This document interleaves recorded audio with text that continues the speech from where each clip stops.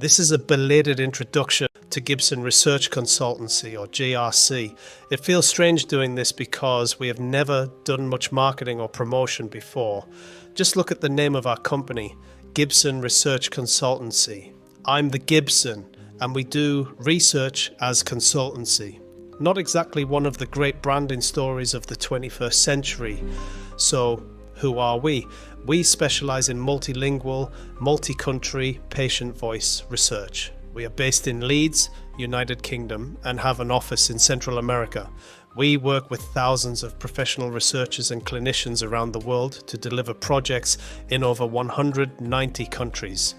We are a small company with a big reach. I started this company in the early part of the last decade just as something to do while I was a stay-at-home dad. This was intended as temporary sole consultancy. I really just set out a stall of things I could do. The purpose was to bring in some income, and when the children got older, I would look for a job. However, I had a rapid and steep demand for certain services. Operations grew, and I was running it all for a long time on my own. For longer than I should have, in fact. Then, we built a solid team, and in time, we became scalable. It really is true that you should hire people that are better than you, and that is exactly what I did.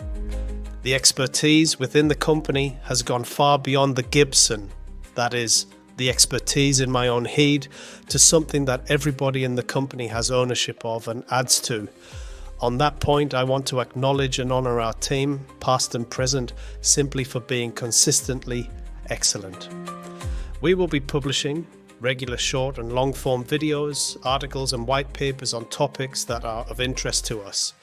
In some cases, they cover big themes with international depth, such as 1. A critique of the state of health communication. 2. The cultural dimension in health provision, particularly understudied and neglected areas. Things that we take for granted or don't think about but that have a significant impact on health outcomes. 3. Health inequalities and health promotion in the context of public and global health. 4. Health futures and health presents. That is to say, what was presented as future landscapes has now become the present. We want to talk about the challenges and opportunities that these bring. 5. Business lessons. Companies that present their history as a trajectory of unbroken growth is most likely a lie. Most companies go through a repeat cycle of growth and contraction. The fact that you survive means that there has been a little more growth in relation to the contraction. We cherish the ups, but we learn our bitterest lessons from the downs. Advice as a concept is often just the residual stings of nostalgia and regret, repackaged and repurposed for someone else to learn from. We have plenty of these lessons to impart that could be useful for freelancers and small companies, established and new.